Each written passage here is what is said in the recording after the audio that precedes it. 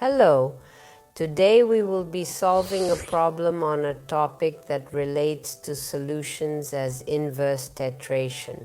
What is this unusual way of solving problems?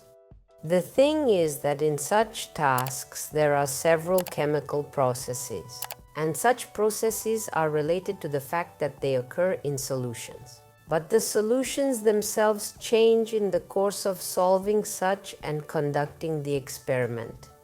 In these problems, it is a question of establishing the concentration of titrated solutions, or what was the composition of the initial substance, whether it contained impurities, etc. Such tasks represent a whole complex of constructed interactions among themselves. So, I suggest that we solve the following problem. Limestone with a mass of 4 grams is taken. Limestone, I remind you, is not a pure substance. It is calcium carbonate, which contains a certain number of impurities. And the question in this problem is to determine the percentage of calcium carbonate in this limestone. So what happens to this limestone? Initially, a solution of hydrochloric acid is added to this substance. It is known to have a concentration of 120 cubic centimeters and a concentration of 3 moles per decimeter minus 1/3. Then, after the reaction has taken place and the reaction products have been separated and the substances released, this solution was brought to the mark in a special titration flask to the mark of 200 centimeters. And then from this flask took an aliquot, that is a portion of 50 cubic centimeters. And this 50 cm3 portion, which was taken from the solution, is acted upon by a sodium hydroxide solution in 200 cm3 and spent to neutralize 71 spiriti of the solution with sodium ash with a concentration of 1 mole per decimeter minus the 3. So, by the condition of our problem, we know that initially our limestone reacts with hydrochloric acid. So let's write down the equation of the reaction. Calcium carbonate and calcium carbonate is the limestone that will react with hydrochloric acid. We don't know what impurities are in this substance, but calcium carbonate will react. It will react with the hydrochloric acid that is in solution. There's an exchange reaction going on. The calcium carbon dioxide goes into solution. Then carbon dioxide is released. And then water is released. And in this case, equating, we have this interaction. And then it says that during the process, the reaction products were separated and the resulting solution was then brought to a mark of 200 centimeters cubic and again acts to neutralize sodium OH. What does natriuretic react with? Sodium OH will only react with hydrochloric acid. Then we can make a guess that sodium hydroxide will react with hydrochloric acid. So the hydrochloric acid has been taken in excess, and so not all of it reacted with the calcium carbonate, but some of it was left unused. And the reaction produces sodium chloride and water. Why would we make that assumption? Because there's the phrase neutralization occurred. And then let's start working with the second equation that occurs in this reaction. So it turns out we have reaction number 1 and we have reaction number 2. So we know the sodium, and we can calculate how much hydrochloric acid will react with sodium OH. Because it was sodium OH that was required for complete neutralization. Here we have 1 mole, here we have 1 mole. And then we, through natriuretic, let's find how many moles of sodium OH we're going to have. To do this, we don't forget that we have centimeters cubic, we work in decimeters, so we translate. And it turns out we will have it divided by 1,000. We have it in decimeters minus a third, multiply by 1. So that's a mole per decimeter minus 3. In this case, for sodium OH, we will have a mole number of 0.071 mole. Substitute over sodium OH 0.071 mole. And sodium OH reacts with H chlorine, so we have X mole of H chlorine reacting. And how many moles will react with ash chlor in the second reaction? It will react exactly the same amount, 0.071 mole. Now let's see. And this amount of hydrochloric acid we have in what volume? And this portion is 50 cubic centimeters. So, how much hydrochloric acid? In a solution of 200 cubic centimeters of volume.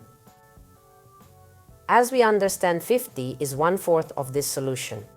So our total ash chlorine in this 200 centimeter cubic solution is 0.071 multiplied by 4.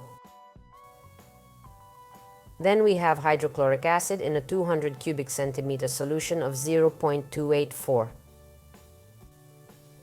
84 mole.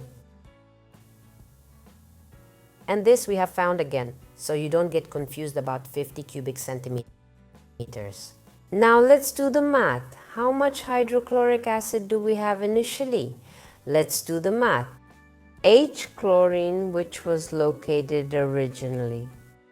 Let's denote it by 1. How much of it was there originally?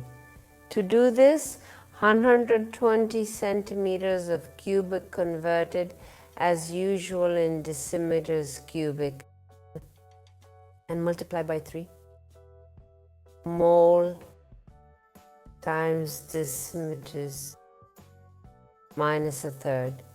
Of hydrochloric acid, we originally had 0.36 mole. Now let's see how much hydrochloric acid we have left in solution for the subsequent neutralization of 0.284. And how much of it was originally 0.36. Then how much hydrochloric acid do we have reacting? That is how much acid will react. To do that, we'll take the amount of hydrochloric acid from the original amount of hydrochloric acid, which then passed into solution to react with the sodium H. And we get that the acid itself was used up for the first reaction, 0.076 mole. Then knowing this, we substitute these 0.076 moles here. Underneath we have 2 moles here. And we can find the calcium carbonate from this value. So the number of moles of calcium carbonate that have been reacted is obviously 0.076 divided by 2 because they react 1 to 2. And so we'll have that number as 0.038 moles. Now we have to find the mass of calcium CO3, which we have as a pure substance. Then the mass of calcium CO3, if we calculate it from the periodic table, is 100 grams per mole minus 1. And let's multiply that by the number of moles we found, 0.038 mole. Then our calcium CO3 was in this limestone 3.8 grams.